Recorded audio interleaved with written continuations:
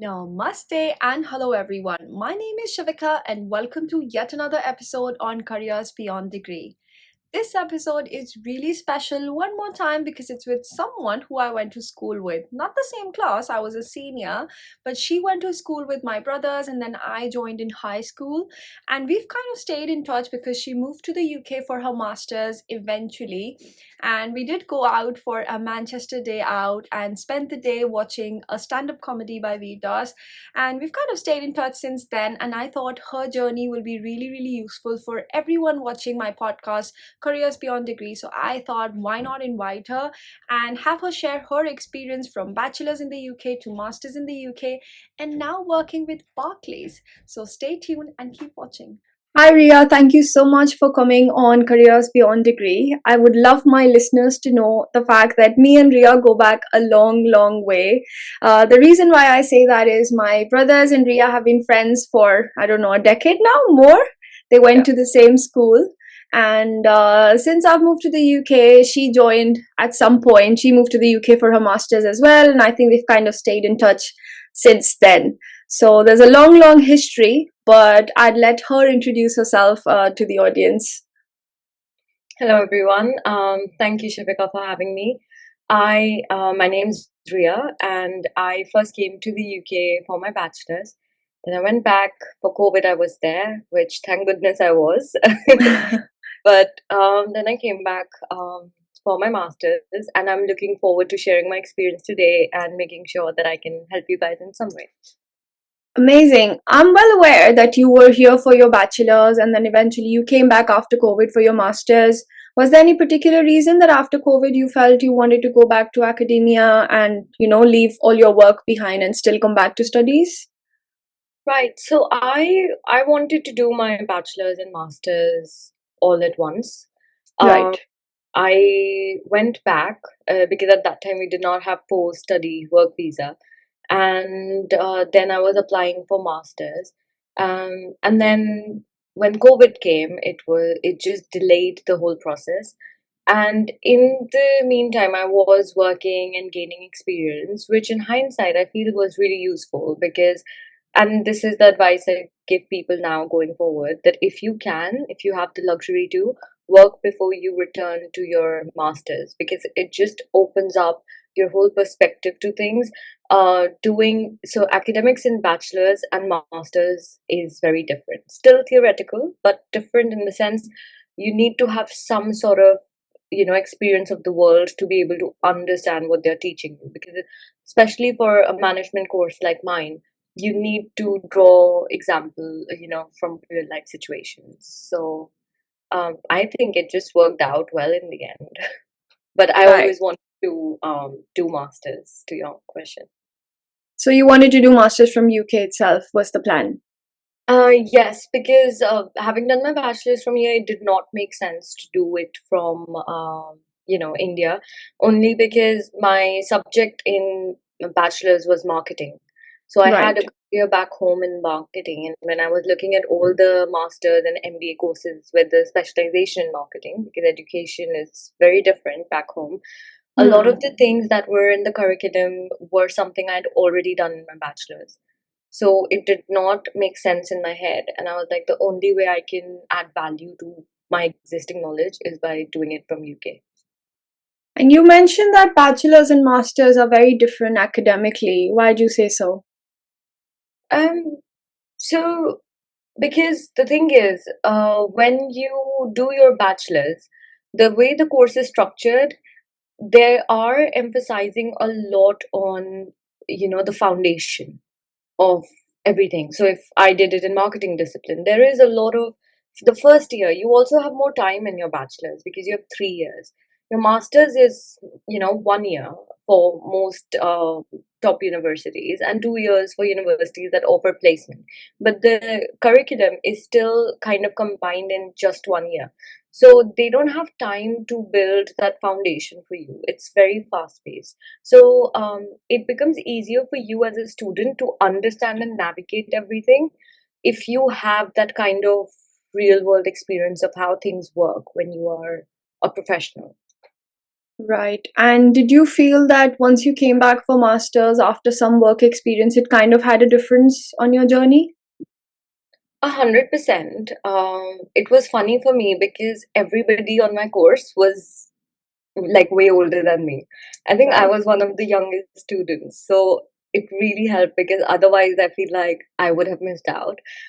In the sense that there were all these people, I still felt like they have so much knowledge and they can probably understand a lot more than I do with my give or take 3 years of work experience, but it helps massively. For me it was all the more important because I switched from marketing management to project management, Right. so which is a more technical management specialization in a way. So I actually banked on all the stakeholder management skills and communication interpersonal skills, or even as marketing professional as well. I was working with a lot of tools. So all that knowledge somehow came handy when I was drawing inferences from things that were being taught in class.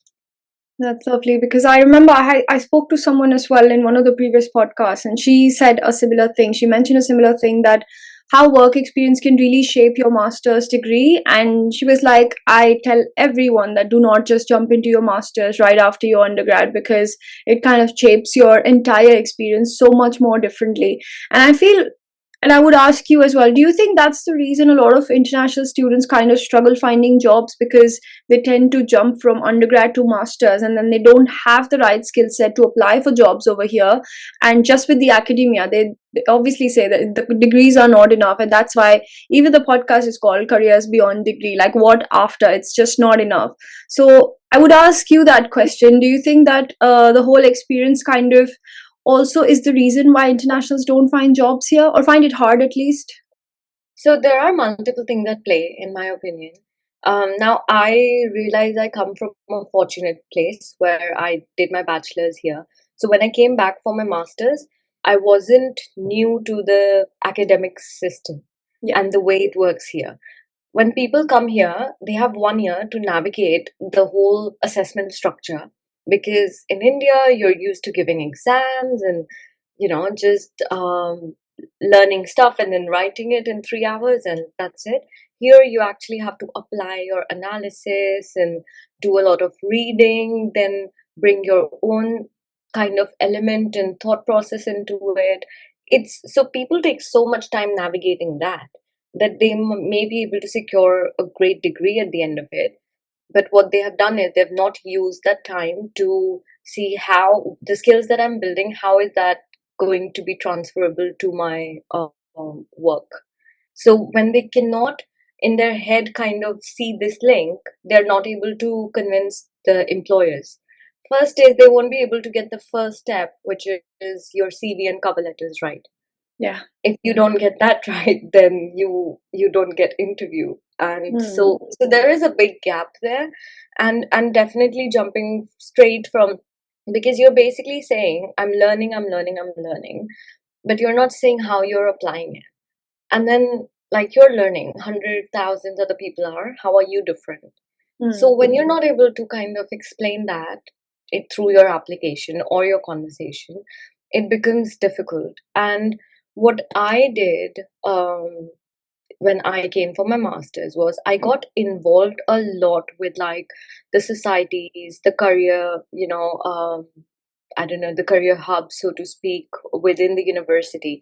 And I was spending a lot of time with the teams that were reviewing CVs. I would take them, my CV, my LinkedIn, everything, get their perspective on it.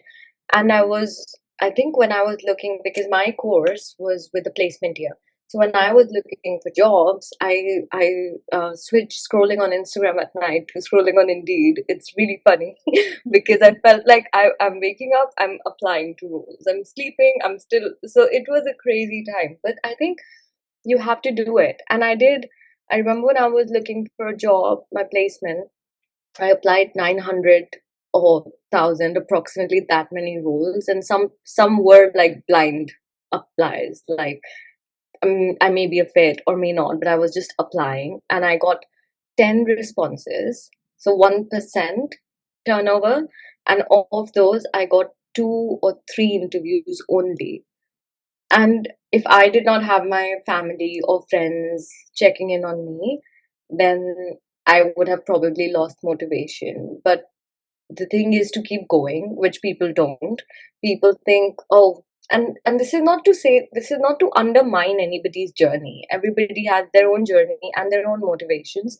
But I have done that after my bachelor's, where I applied for 50 or 100 or jobs and did not get them, and thought, oh, okay, that's it, it's too difficult.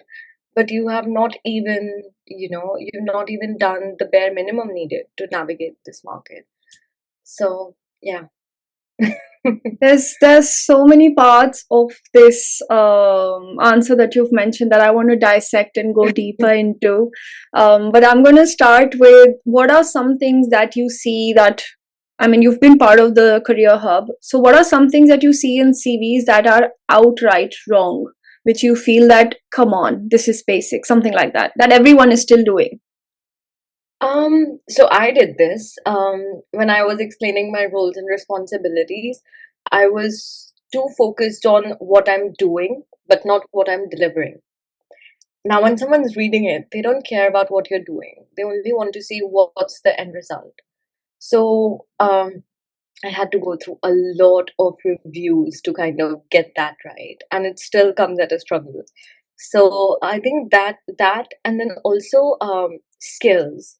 A lot of people will put skills that are very so okay. So either you'll be too generic, which is like, okay, communication and likes, which I'm not saying are not important, but a lot, like by themselves they might not be sufficient. And then, or because people want to kind of overdo it and seem like I know it all, they will they will put all the technical skills, and that's not good either, because at the end of the day we are working with humans, so you need to show you have interpersonal skills. So people really need to, I think, and that's why I say it's not just getting your CV reviewed, but it's actually sitting with the people, having mock interviews with them, getting that feedback, and then reviewing and assessing what your skill set is and adding it in. And it has to change for every application. I used to think your cover letters need to be unique, but if you really want to land a job, like at a big company or something, you need to tailor your CV to the job role that they have. And it's not about say something that you have not done, but it's about seeing what can be transferred into what have you done that you maybe can tailor to the job role. For instance, if I was to give an example, you want to apply for a role and the requirement says, um, this person needs to do requirement analysis of so and so and whatever. And in your CV, you are saying, um, I am engaging with stakeholders to map and understand their needs, what they're doing, and in you're creating a big sentence out of it. Just replace all of that and say requirement management.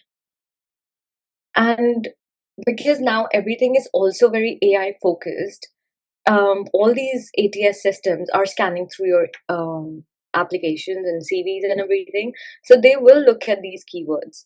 So I think not having keywords, having really long bullet points is a no-no. You should be able to say what you have delivered in as less words as possible.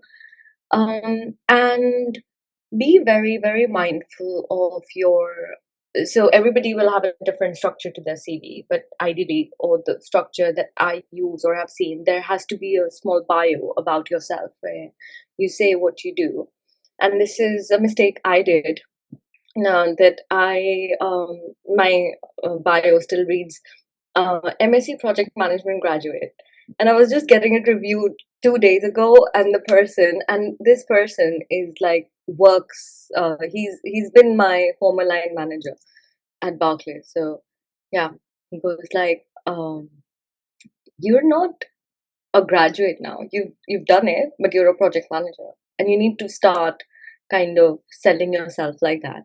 So I think that is very important. You need to go and review your CV every few months and see how you are positioning yourself, because your position would change. Even so, when I was doing my master's, every assignment I did or every semester I kind of completed, I reflected back on my CV.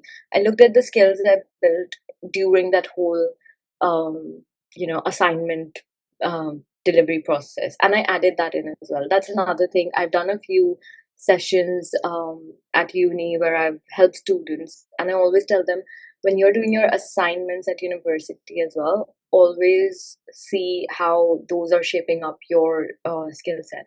So there's so many things you learn in a group work assignment. You're learning about working with people, conflict resolution, leadership, so many other things. Why don't people leverage that in their CV? I don't understand. I think all of that needs to be there. Right, So I love yeah. that. I think that's a lot of, and I believe that's a lot of great advice for anyone who's wanting to revisit their CV at this stage. Because I get a lot of people tell me, I have a great CV, we've applied to like hundreds of jobs and we're not getting the job. Okay, but when I look at the CV, I'm like, are you tailoring it? And they're like, no, we're just sending the same CV to everyone. And then the second thing, the first point that you mentioned, that people most often talk about, I do XYZ, this is my role, this is what I've been doing. Where's the results? What have you really delivered, or what value have you provided in whatever organization or whatever part-time role you've been in? And I remember I had this discussion with another podcast speaker about 2 3 weeks ago, I think. And I actually asked her, how can someone use their part-time role experience as for a full-time job role? And a lot of people struggle with that as well, because you kind of think that I've done part-time roles and it's not worth anything. But according to me, you've learned skills that you can mention on your CV based on the job role that you're applying for.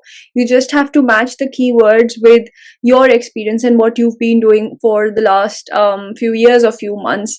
But that's some great advice, definitely. And I think everyone who's struggling to find a job should definitely revisit their CVs, because that's where it all begins. You know about the systems, you know about everything, but if you're not really paying attention to the very document that is the first impression of yours to an employer or to the hiring manager, then you're really missing out on something major. I would like to add one thing there. Yeah. I got this advice, which I think is really helpful. I've not done that yet, so I'm guilty, but this is something I really want to do. Because now, time like nowadays, you're not getting easily contacted by people. You go through the system, and then that's it. So at the top bit where you add your LinkedIn and all that good stuff, create a video of yourself. Talk about whatever you want to talk about with regards to your job, your passion, and everything. Add that link there. If your CV gets through, that is your first kind of way to make that impression, even before the employer has gotten in touch with you. And that is, I think that's great advice, something that I really want to do. And also, a lot of the times when you're applying for big organizations, you come across this second stage of interview where you're asked questions and you're just looking at the camera and answering, but there's no person. And a lot of people are not able to clear that stage. So they'll get the initial interview, then they'll reach this stage, and then they won't be able to navigate through this and therefore not get the job. So doing things like this actually helps you build your confidence talking just at a camera. Yeah. So yeah, I would just like to put that out there. Now, that's definitely another great advice. And I advise that to people I consult on the business visas as well. So, anyone who's applying with their business plan, I tell them that instead of having a pitch deck, create a 2 minute video or a 1 minute video where you talk about your business idea, so that the endorsing body is aware that, yes, this is what you're doing. And it's just an extra, it just gives you an extra edge over the others who have not, made that effort to show who the person is behind that business plan. And similarly, for applying for jobs, at least somebody knows who is this person behind this CV. So it kind of instantly creates that connection, that Yeah. human connection. Okay, this is the person, they have applied, the CV is probably okay-ish, but they've made an effort to do this. How about I interview them? So that kind of makes a difference for sure, I feel. Mhm. I would love to also know about. I'm aware that you came back on your master's degree with a scholarship, and a lot of people try for it. They don't get it. It's very hard. I tried for it when I first moved to the UK, didn't get it. I mean, I knew I would not, but I did try for it. But you got it. So I would love to learn, how did you end up getting it? How did you apply? Was the process any different? And a little bit about your university as well, how they helped you, get through with it. Um, so my case is slightly different because I was alumni to the university, and then COVID happened. So universities are just being generous. We Hmm. need another COVID, I guess. No, we don't. But so the first time around when I came for my bachelor's, I got 20 to 25% scholarship on my tuition fee for all the 3 years. Um, it's not difficult. The first time I came through, I used an agent back home, and there's plenty. So they usually help you with navigating the process. UK, most of the universities in the UK usually give up to 20-25% scholarship to begin with. And then if your case is stronger, like for my master's, I got 50%. So that it all depends in terms of what people can do. I would say personal statement is really important. You need to really show why you want to do this course. What are your career plans after doing the course? And also, if you can somehow inform the university how you would give back to the community if Yeah. you did if you did come to the university. So basically it's a bit of like what you're passionate about, but also what you're how you're looking to give back to the community within the country or to the university itself. That is very important. But I when I came back from my masters, I was just applying what's it called, I was applying myself. I did not use any agent or anything like that. And it's very straightforward. Just go to the university website and look for scholarships. There is a Usually most of the scholarships are released at the time either um, November. So for applications for next year, October, November this year would be the time when universities will start accepting applications. Most of the people don't know about it, so they think, oh, if a course is starting in September, we'll apply in like June or around that time. But by that time, all the application windows have already been closed. So yeah, you need to really be on your toes, looking at the website every now and then. And then also, references really help. So whether it's your academic references or your professional references, the more you can get people to vouch for your skills and why you could be an asset and deserving of this course. Those are some of the things that really help. But Lovely. then, like I said, at the end of the day, sorry, No, good. sooner you apply, the better it is because they also have a limited number of capacity of how many people they can provide scholarship per year. So if your application might be really strong, but if they've already met their 100 candidates that they have committed to provide scholarship, you won't get it. Yeah, that's a good idea. I mean, a good advice that apply as soon as possible. So if you're coming for the September intake in 26, then September 2025 is the best time for you to apply and, get your application in. And it does take about a year to get through everything. I remember when I moved, I started my applications somewhere in October, November of 2015. And by the time everything got over, it was almost like August 2017. No, 2016, sorry. So almost a year. By the time you finish everything, you get your conditional, unconditional, IELTS, and whatnot. So it does take about good 11 to 12 months. So that's a good timeline. Start a year ahead or whenever you want to go for uni. Tell me a little bit about your course, your master's course. You did a master's in science and in project management, master's of science in project management. What was it like? What were the modules? And how was it for you at university? It was good, even though it was the same university, it was a different campus. So that was really nice.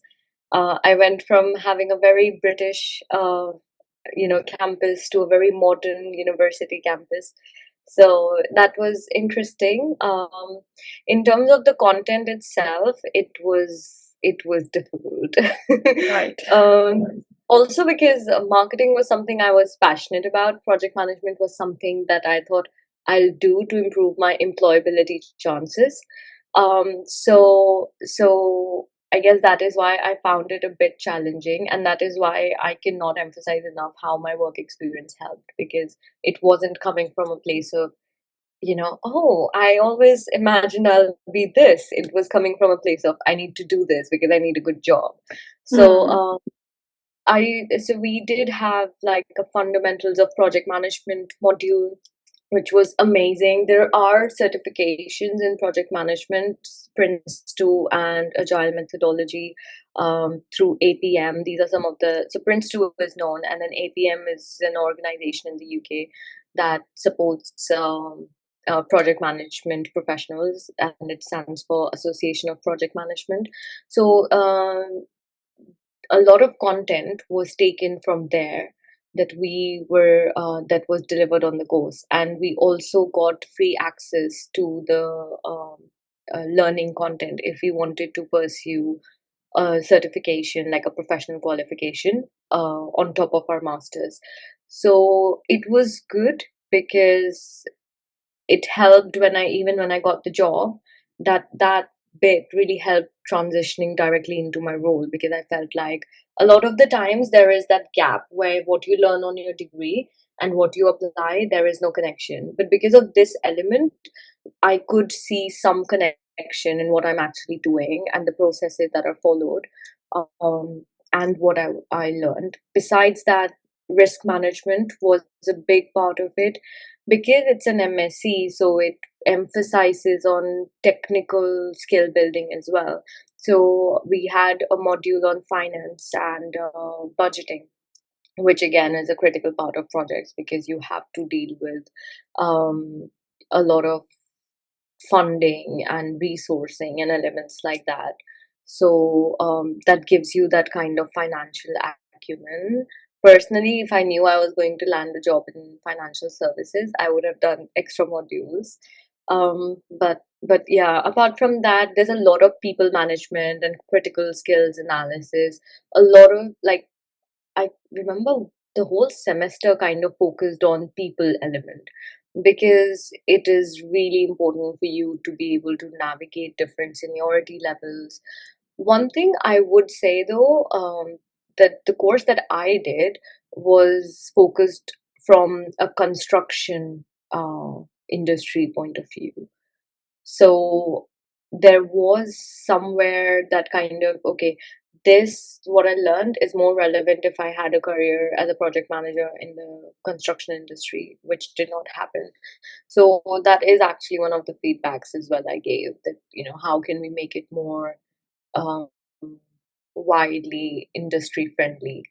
But overall, I think as a basis, because I don't come from a project management background, a lot of people on the course did have project management experience, but I don't think I fell behind in any way to match up their knowledge. So I think with that respect, it was nice. Right. And you did provide some feedback in terms of how you felt about the course. Yeah. Okay, great. And Because I think I, that is very, sorry. no, go on. I was just saying that is very important. A lot of international students, they don't think so much about, oh, what do I have to do about feedback, or why do I need to bother? But it really helps. Maybe not directly you, but it will help people in the upcoming courses and things like that. And then besides, it makes you, again, it's all about skill building, I think. So you learn to kind of speak up in a professional and respectful manner for things that you think could be improved. So I always say just provide feedback for everything. Yeah, which also reminds me, I think when I finished my degree, in one of the last modules, the head of that particular module gave us a feedback form where they did ask us if you have any. I don't remember what feedback I wrote, but I definitely must have mentioned something. But they did ask me I had completely forgotten about this. Now that you mention it, I can think about it that during one of the last modules, they did tell us that if you have any feedback about the course, about the module, about what you think could be different, and I don't know what I wrote, but I definitely did write something. And it's a good thing to actually give some feedback, because I think as international students we kind of feel that whatever's given to us is the best. It might not be. I mean, you could have some feedback saying, I wanted this, I wanted that. And I remember speaking to my professor at one point and telling her, can we start this way, because maybe some of us don't have the knowledge from back home about certain subjects. I did my undergrad in political science, so I still did understand a lot of it. But with other subjects like US foreign policy or US security policy, these were some of my modules, I did not understand anything. So I was like, can we please start this differently so at least I know the basics? I know it's a master's degree and they expect you to have done your homework already, which I was not doing, but still a little bit of expectation and a little bit of feedback goes a long way, I feel. Yeah, I mean, now that you kind of went into it, I remember I actually had that instance because I had experience of doing my bachelor's here, which was amazing. I met some amazing professors, and I wouldn't have it any other way. Um, Masters was slightly different in terms of the quality of professors we got. And I think that's a very specific UK issue that we should not go Hmm. into.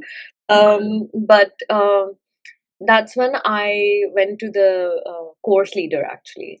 And I said, look, I know that a lot of students are being taken for a ride for this particular module because the professor just comes and literally reads through the slides for two Right. hours or 4 hours, and then that's it. And people don't know that this is not how it's done because they Yeah, don't know any better. So, yeah, I cannot emphasize enough. Just say it. What's the worst that can happen? You'll be wrong. Okay. exactly. Yeah. And that's very courageous of you to do that. Well, you also Thank you. mentioned that you landed a job in financial services. So I'm pretty sure a lot of the listeners would love to know how you landed the job, what was the process like, and what's it like working at Barclays? Right. I think I'm a big believer of universe and God and everything. Likewise, likewise, same. So, so I think there is a lot of that at play. But um, it's funny because I remember when I was navigating the whole finding a placement for my second year, we had a deadline for March 2023 to find secure a placement or your course duration gets cut short. And I was not landing anywhere with my applications and everything. And this one particular person in the career hub team at the university was saying, yeah, it's very hard to get it. Just switch your course, finish it early, get on graduate visa, and you'll be fine and everything. And I was like, no, I'll keep going. And then out of nowhere, our university, because Barclays has a head office in Northampton, so their internal policy, they wanted to engage more with the university students. So they had like a visit planned, and they came up with this program to bring in project managers into the company for 1 year experience, and it was all paid for. So they came to the university, and they were at the time hiring for people starting in October. Um, so October 2022, something along those lines. And I was not due to start for next year. So our module leader said, "There's people coming in from this organization. We have a session. Please come in." And it was mentioned that it is only applicable for students who are starting at this particular point, which I did not qualify for, by the way. At that point, I was like, I'll go anyway.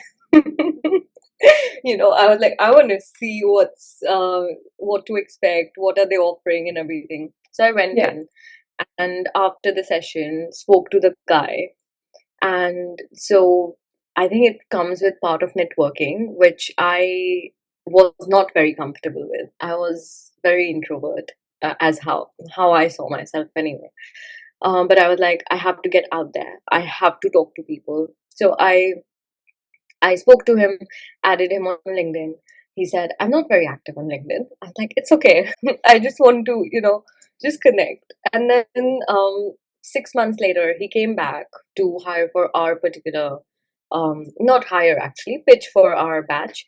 And then you had to go through the application process like any other candidate. So there wasn't any like special or a softness provided to you in the recruitment process. It was just that you got a platform where you could meet the people and um, build connections. So I spoke to him again and he remembered me. And I was like, so what's the application process and everything? And then he said you'll get the communication out by a module leader, and then that's where you go from. So we got the application link, and by the way, this application link took you back to the uh, website, company website.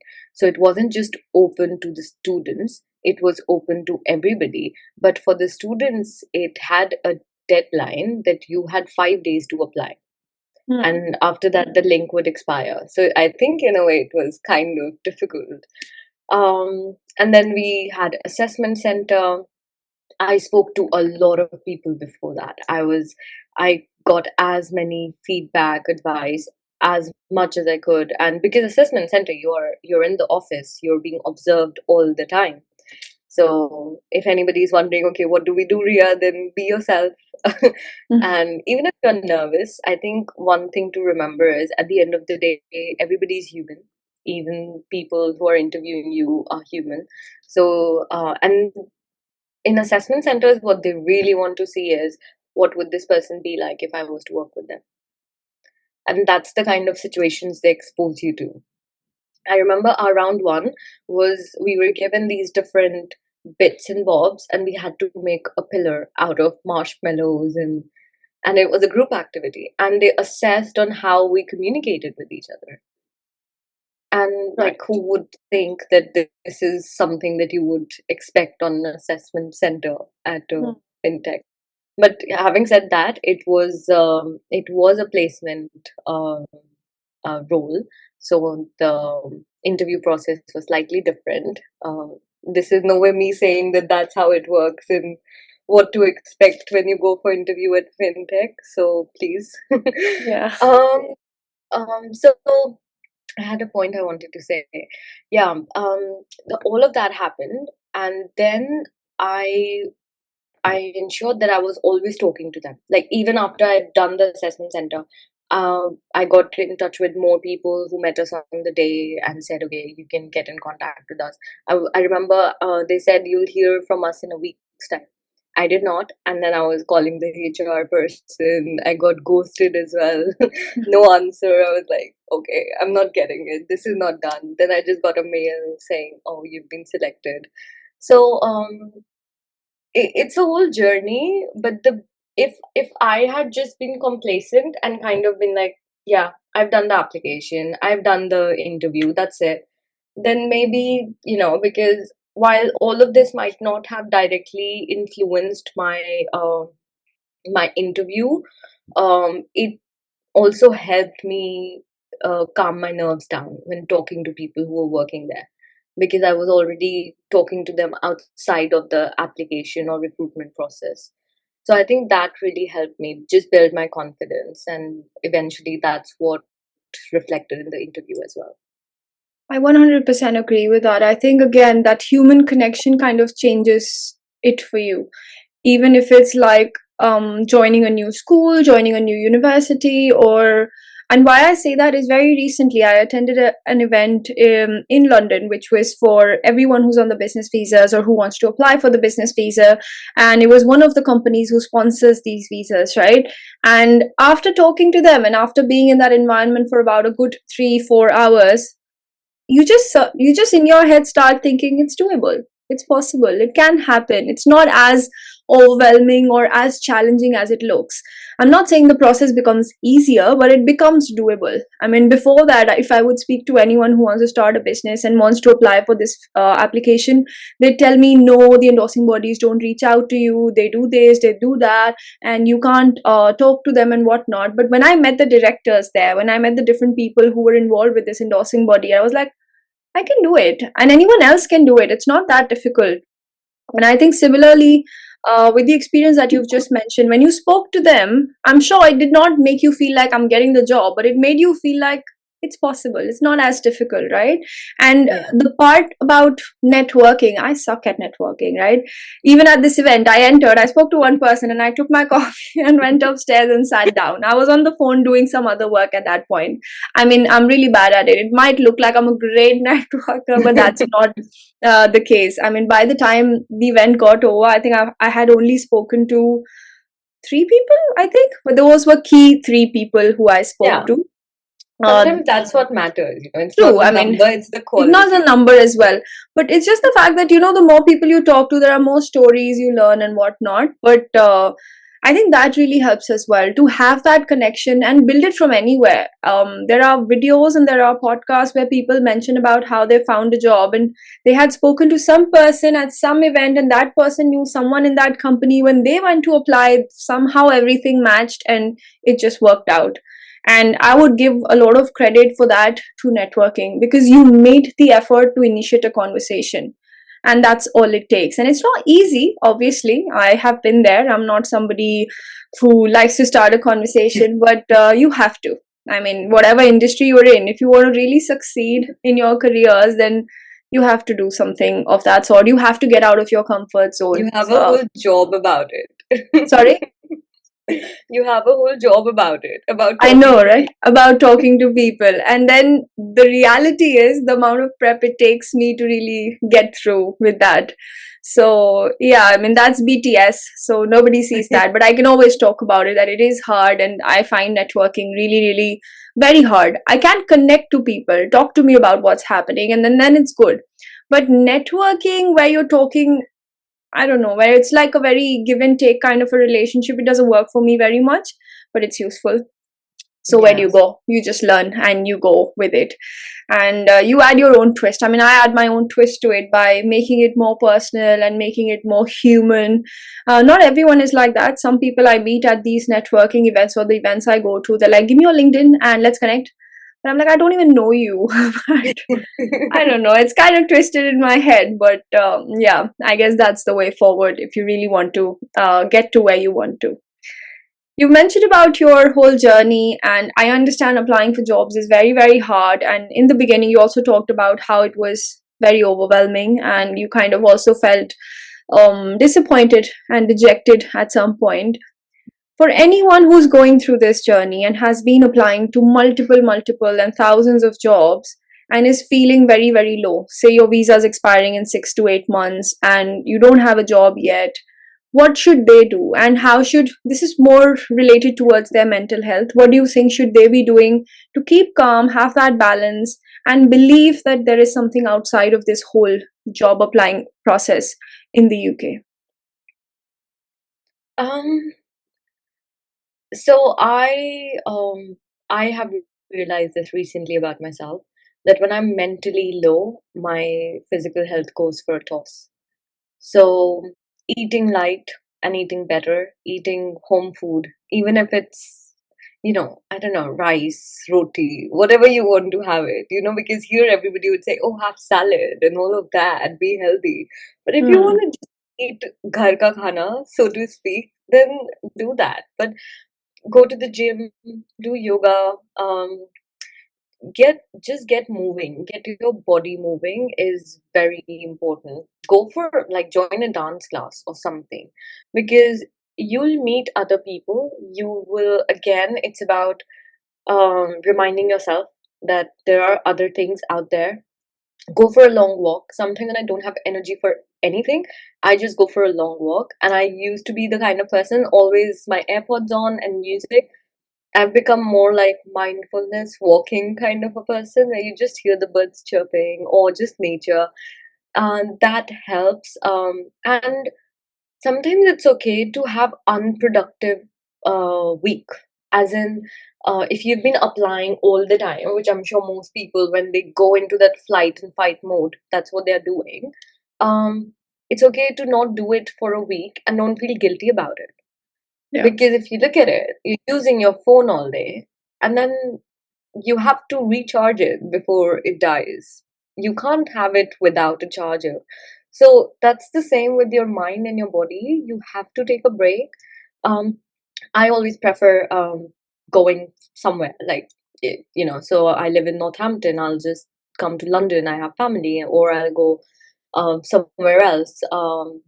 I'm a traveling bug, so yeah, I will just move out and about, meet your friends, um, and I say it being bit hypocrite because I do tend to shut out, and you might feel like I don't want to talk to anybody, and that's when you have to fight it. But also, one of the biggest things to look after your mental health is to come to terms with that not every role is going to be right for you, and you need to learn to take no for an answer, which I think a lot of people, and I say this with a lot of love, but a lot of people that come from India are not used to hearing no, Mm. because we've just been graced enough in our lives to not take no for an answer. I mean, you're navigating a lot in your, when you move here anyway. So you think that at some point, you might start thinking, I'm invincible. And then you have this bit where you're applying and nobody's even looking at you. So that kind of positive self-talk is important. Listen to podcasts. Amazing. I think it's better than, I don't know, watching trash movies, or Yeah. just listen to but something um something to distract yourself, and then have a plan B. So you could be working towards your plan A, but give yourself a couple of hours in your day where you look at plan B. And while I myself am the kind of person, and I'm sure most people are like that come here and want to live here and make a life here. I've also seen examples of people who came here, made the most of their time, and having the best time of their lives back home. Yeah. So it's all about being honest with yourself, uh, and definitely get out of that room. Don't lock yourself up. That's most important. Lovely. There's something that I would also love to know from you, knowing that you've worked so many months now in the UK. What's the three best things about the UK corporate life, and what are the three worst things according to you? Interesting. So, best, I just love the people. Yeah. I think the culture is amazing, in the sense that you have a lot more autonomy of expressing yourself. And you feel internally validated, because there's just this whole energy around you that I think I don't know, it's some people's cup of tea, some people it's not for them, but I am a very hustle culture kind of a person. So that whole busyness of everything is like an instant kind of, yes, this is happening. I love the culture.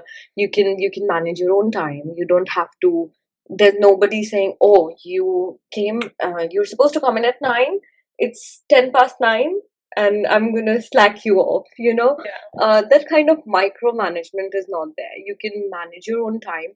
um, there have been instances where I've applied for tourist visas, and appointments clashed at work during work hours. So I've said, hey, I've got this appointment at 9 and I'll be traveling, but I'll log in at 11, let's say, but then I'll work till 7. I'm fine with that. And everybody's like lovely about that. So I think that kind of freedom is amazing. I'm not keeping account, so you have Yeah. to keep me honest here. uh, what else? Um, there's a lot of community work at least for the organization that I work for. So you're not always bound to your desk. You can do a lot of other things. I am actively engaged in career development at work, and sustainability. So you're constantly building your own kind of identity as well, which I Right. think work culture here really empowers you for. So that tomorrow, if you want to go and start something of your own, you would know where you stand as an individual. Your organization does not become your identity. So you are able to build and grow along with the organization, which Right. I think is great. It's And awesome. Yes. apart from that, so kind of linked to that, but there are so many internal resources that you get to always constantly upskill and learn and not get, bound by that status quo that you know this one thing and you continue doing that for 20-25 years and then that's it. Some people do that, and you'll always find those kind of people, but what I'm saying is that for the youth of today and people like us, there's so many opportunities to grow and even change your career. So you could start as a project manager and go on to be a business analyst, or and all of that while being internally, which is like, so you're still getting the knowledge, but this time it's not academic, it's applied knowledge. So it's 100 times more beneficial in the eyes of employer, and you are getting the industry experience, which then puts you, at an advantage when you apply for interviews. So Right. yeah, those are some of the good things. Um, and the party culture. I think people are really so after their 9 to 5. Yeah, especially if you're in London. I do come to London office every now and then. It's wild. Yeah. So I like that. What doesn't work? This is going to be interesting. Um, and this is my opinion. It's Yeah, easy of to talk course. about good stuff. It gets challenging when you have to talk about bad stuff. I'm not good Yeah. with conflicts. Um, but this is something I feel when you're in India, right? Because you're so our face, our expressions say it all most of the times. When someone doesn't like you, then they just don't like you, and you can tell. So you kind of tailor your approach like that. And here, it's very difficult because people might like you, even like love you for a person you are, but they might not necessarily agree with your work. But because they're all the time so nice to you, and there's that kind of like um, politics, for lack of a better word, Mm. it's difficult to kind of sometimes assess who's on my side, who's not on my side, because as much as you talk about keeping professional and personal life separate, at some point when you start building those kind of interpersonal relationships, you do start sharing your opinions and things at work, and it can be a tricky thing to navigate. So Yeah. that is something that I'm still learning, I guess. And what's not good now, again, this is this this is not necessarily not good category, but I definitely struggle with it, is if you don't ask for it, you don't get it. And for some reason in my head, I feel like, but I'm proving it to you why I should get it. Why do I have to explicitly say it that I want it? Like as my team just understand that I want it, but it doesn't work like that. So that is something that I am really. There's no given in this world. Like, it's not that, oh, you've done 2 years or 3 years in this role, so that's the next step. There is no such hierarchy, which is a good thing, but then also, like, how do you measure yourself in terms of whether you're growing in your career or you've stagnated, Yeah. right? So so yeah, but definitely less negatives and more positives, because it just changes you as a person. You become much more confident, you flow different, and you, for a person like me, you just feel more purposeful in life, like you're doing something. Right. With the negatives, I agree. I've seen it, I've experienced it, and I definitely agree. I remember this one time I was creating a reel for my Instagram, and I think it was I might have it still on my phone, and it was titled the 10 things that I learned over here about the people in the UK. And one of the points was don't go by their smile, because they could be nice to you, great to you, and they'll tell you you're wonderful and just lots of things, but actually they're just thinking very differently about you. It could be in a good way, in a bad way, or in just a very ignorant way where they don't care about you at all, but they'll make you feel like you're the best and we're Yeah. here for you, like that. And that is very true. I think I've kind of realized it over the last few years, where just don't go by their smile. I mean, yeah, it's deceitful. And then the second thing which you mentioned was, if you don't ask, you don't get. I used to work part-time in 2019. The place where I worked, I used to work with this man who used to tell me, Shiv, if you don't ask, you don't get. And it stayed with me since then. And then another thing he used to tell me was, it's not what you know, it's who you know. And I've never believed in that. I'm always like, it's a mix of it. But every time it kind of, there's a situation where I feel like, okay, it does matter. It's not what you know, it's who you know, because then they connect you to the who you want to know and whatnot. But yeah, I agree with the two negatives, and they're kind of also positive, but they can turn negative depending on the situation. So that's there as well. Okay, so I would also love to know more about something that you had mentioned on your LinkedIn I was unaware of, about the Asian College of Teachers. What is that about? And why did Um, you think you wanted to do that? so I want to settle abroad, like Yeah. anywhere Hmm. out of here. I don't know if that will happen or it won't. It's a long way. We'll see what life has to offer. Um, I am learning to go with the flow, but at the time, I didn't know if I would be able to do my master's because this was in 2020. Uh, so I finished it in 2022, but I started it in 2020 during Right. COVID. And I had a friend. She did something similar, and basically what it is it trains you to teach English to people whose first language isn't English. Right. And a lot of people are doing that where they do such courses and through such institutions get placed in other countries. So you're teaching English to their, native speakers, and you're also learning their language. So whether it's Spanish or French, or it's very common in South of America for people to go, or Europe as well.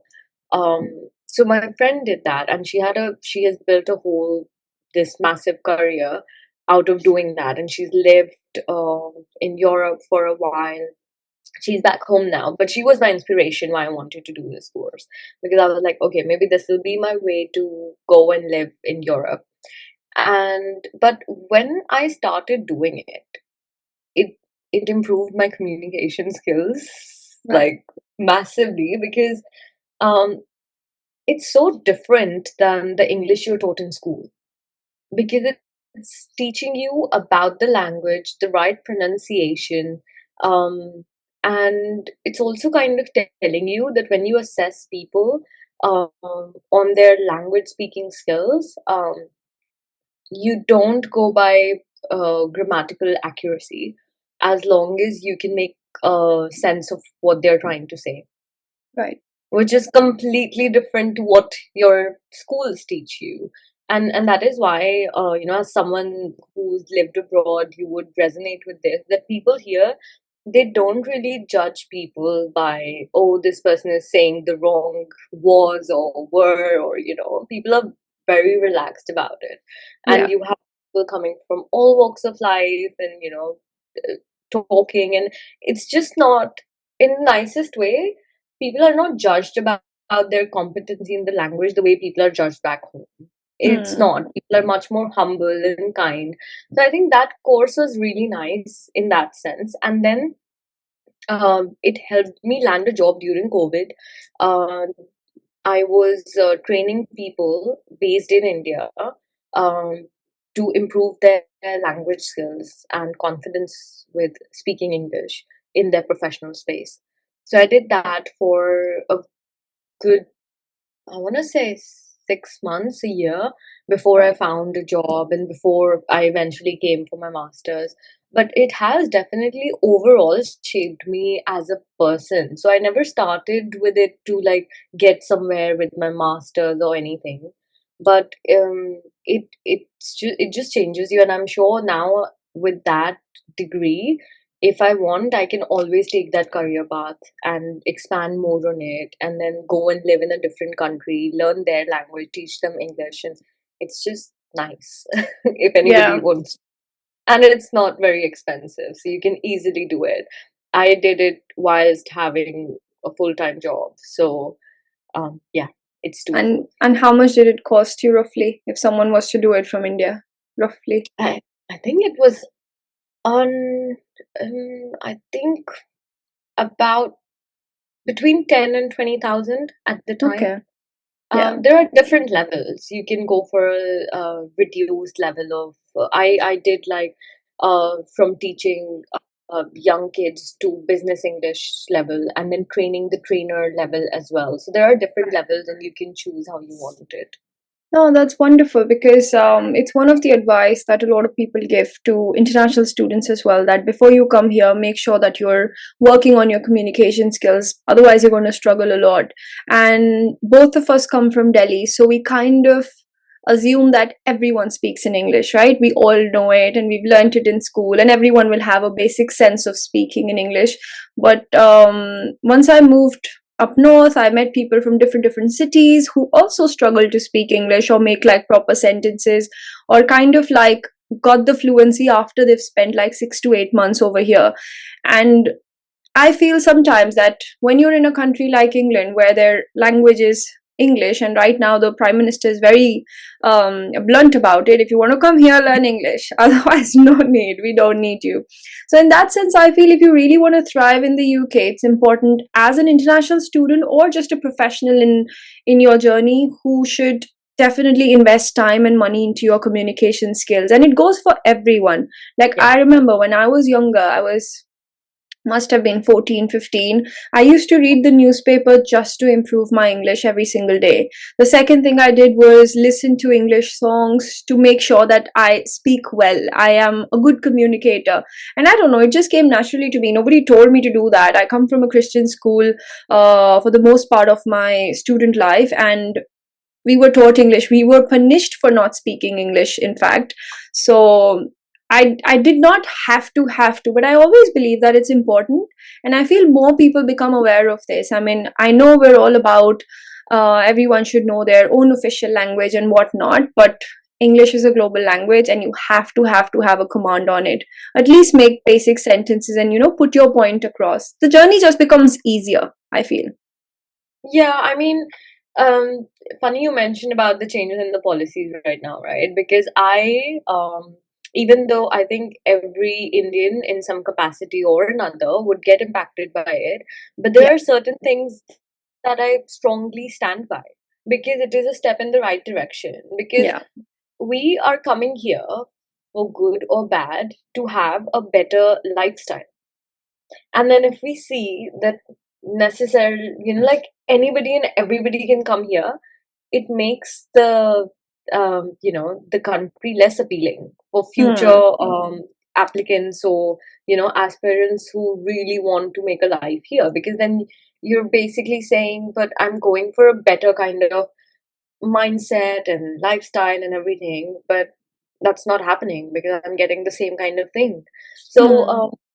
it's not to like shade anybody, but I do think that some people may not even have the resources or just an awareness of how difficult it is going to be for them, not only to get through their day, but also navigate their student life Yeah. if they don't improve their skills. Because the amount of if we talk specifically for masters, the amount of competency you need to be able to do your academic deliverables, you won't necessarily be able to do that. Yeah. And then you would resort to like paying people to do your assignments and everything, which by the way is soon going to become obsolete, Yeah. because now there are definitive rules with the help of AI and everything to pick up if this is your own work or if you've taken it from somewhere. Yeah. Yeah. No, and I feel that I just don't want to put emphasis on our people or people coming from India or from Asian countries, even Europeans. They kind of struggle speaking English as Yeah, well. yeah, I've got European friends who find it hard, but they make an effort. And they yeah. have to make an effort because we won't understand their language. So the only common language between all of or among all of us is going to be English. So they try and make an effort. That's how they find jobs over here. Otherwise, if they continue to speak in their own just in their own languages with their which they have learned over the years, then nothing's going to work. And if Yeah. especially if you want to progress in your career, I think that's very important. And even till date, if there is any way I can upscale, if I can learn something new, I am always seeking that, because there's no end to learning, right? Because especially the younger generations are coming up with such smarter things, you have to catch up, right? And Made you me just feel old, but okay. no, I mean, like, I'm 30 now, so kind of little bit old. But then the younger generations are coming up with such amazing things. They are coming up with great confidence. It took me a while to gather confidence on camera, and they're like 5, 7, 10, 12, and they're so good with camera. And they're so good with a lot of things that we always thought, oh, we can't do it. Or we would always, hide behind thinking that no, it's not the right time and whatnot. But on that topic, I would also love to know about. I mean, this is one thing that I advise everyone. If you're coming to the UK, work on your communication skills, it's important. But something that you feel that you've seen over here, one thing that you should definitely prepare from back home, and something that will be very, very useful over here. Um, I feel, and this may not apply to everybody because India or just Asian countries have a vast range of, you know, economic differences in the class system or things like that. But this is more like people um, similar to me that may resonate with it, um, is to be comfortable to do everything Yeah. and not always have it your way. You will have to. I have um, completed about 8 years in the UK in total, and only recently, September last year, is when I moved into my own place. Before Right. that, I have always shared houses with people. I've still been privileged enough to always have an ensuite room, but the kitchen and other, shared common areas, and not everybody is going to have the same cleaning habits as you, the same, just maintenance aesthetic as you. And sometimes you will have to, well, clean up other people's mess Yeah. because you want your space to be clean. Um, and also that also includes then cleaning up your personal space, which like I was listening one of your podcasts, and the whole point there was that we are used to doing it, having people to do it for us. Hmm. Um, so you have to mentally prepare yourself. It's not about, a photo in front of London Eye or Big Ben and wearing new clothes every day. It's also about the days where you will have overflowing pile of clothes that you would then struggle to do the laundry for, and you might have days where you are constantly criticizing the weather and don't want to get out of bed. It's going to be all of those days which nobody posts about on their social media unless you're an influencer. So we really have that is to be prepared for. In fact, I would say start doing things at home. Yeah. you know, um, just help your mom out, not because you want to be a nice, child to them or whatever, but because you want to learn to be independent. And I think um, I really struggled with, like, oh, I have to clean my own bathroom. That's new. But then Yeah. also I came when I was 18. So Right. yeah, I was right out of school and into this new world, and I didn't even know when I went to ASTA, I remember. okay, what cleaning products am I getting? What is this for? And everything. I didn't know how to cook. I learned everything on YouTube. I would highly recommend learn to cook before you come. Otherwise, I remember one of the first meals I made and had was rice and yogurt. And my parents were like, "What the hell, Ria? What are you eating? What are you doing?" So, learn to cook, learn to clean your house, learn to be independent, learn to manage your own money if you can. I think that's very important because I was the kind of person I would call my dad for everything. And after entertaining me for like a month or so, he was like, "You're there, you know it better than me. Don't ask me. Like, do whatever you wish to do." And that was a huge responsibility as someone, and also as a daughter.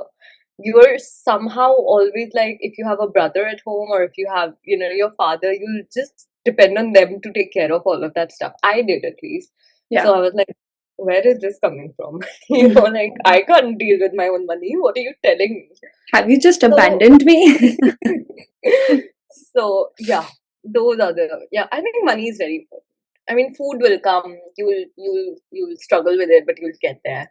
Cleaning will come because if you won't, nobody else will. So you, but yeah, take some kind of financial money management course if you can. Yeah, yeah.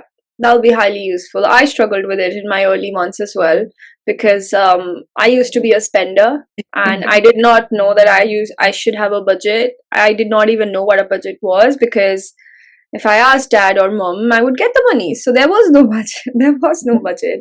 So when I came here, I was like, okay, now I am responsible for buying all the clothes I'm buying, but also responsible for buying the toilet cleaner, for also buying the groceries, and also buying anything that my room needs or my bath needs, or just in life in general if I need something. And it was a hard journey. I'm still learning, but I'm sure we'll all get All of there. us are. All of us are, and I'm sure we'll get there slowly at some point. But we've talked about a lot about your journey and how professionally you've kind of navigated the whole UK life. Something I'd love to know about is what does Ria do after the 9 to 5? What's your social life like over here? I get drunk. Is that an uh, everyday occurrence? no. I Yeah, think working has made me very structured and organized in life. I am structured and organized at work, but outside of that, I am not.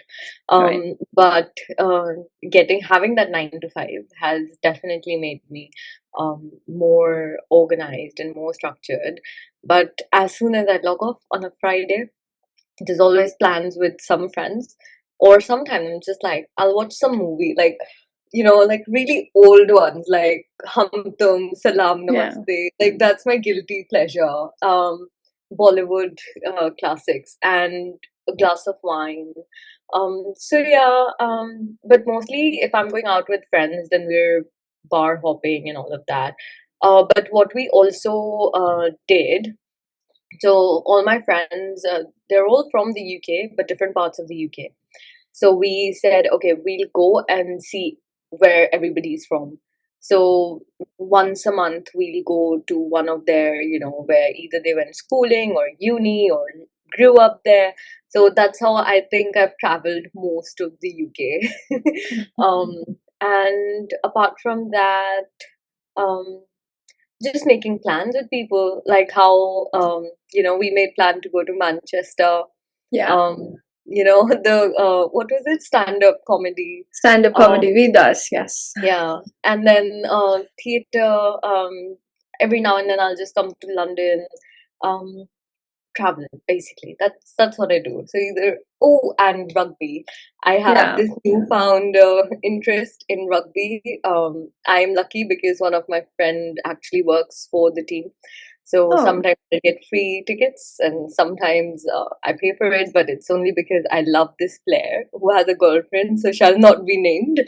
But yeah, I go for him, and it's just nice to see men running on the field. Yeah. Watching them play. So I've become a big loyalist for the Northampton Saints team. Um, And and I've not been a sports person before this. I mean, I Right. enjoyed watching football, but I have not been dedicated to a particular team. And cricket, I have knowledge of it now, but I have no interest in it. But yes, whenever there's Virat Kohli, Anushka Sharma content, I will consume it. Yeah. But apart from that, I really think that there is some sort of strong affiliation one should have. It's a good thing to have. And when you're connected, like, just by watching a sport, I have learned so much about resilience. And team building and like getting up after a failure. Like, those are the kind of ethos that you pick up on without even realizing, that massively shape your personal life and professional life. Because you'll see players, they'll lose a game and then they'll hug the opposite team. Like, on the pitch, yes, you're going against each other, but as soon as the game's over, you're all hugging each other. You're all that kind of spirit, I think, is something that I then take to my professional life as well. So Right. yeah, I really but that's me. That's what I do outside of work. Lovely. That was really nice and sweet. We know what fulfills your soul after 9 to 5, a wine and some boys on the field. But this really brings us to the end of the conversation. And I would love to know any final words for the listeners. Um, I think I've said it all, Yeah, kind of. honestly. I don't have any final words, but I would just say chin up and keep going and have a plan B, because that's something I did not have after my bachelor's, and I learned it the hard way. And sometimes you are going to make mistakes, and that's okay, because in grander scheme of things, it would be biggest blessing in disguise. I personally feel if I had gotten straight into my master's after my bachelor's and did not go through all that having to move back and all the work experiences that I accumulated, I would have taken my master's for granted and not gotten where I am today. So whether you received an answer you were hoping for or not, just chin up and know that it's for your best. Lovely. I had a great time during this conversation, and it's kind of sad it's ending on here, but we can continue it on the other side. But thank you so much, Ria, for coming on the podcast. It's been a pleasure to have you and to get to know you professionally as well. What's going on? It's been a long time we really caught up, but thank you so much. Thank you so much for coming. Thank you, and you're amazing. Keep doing the good stuff you Thank do. you. Thank you.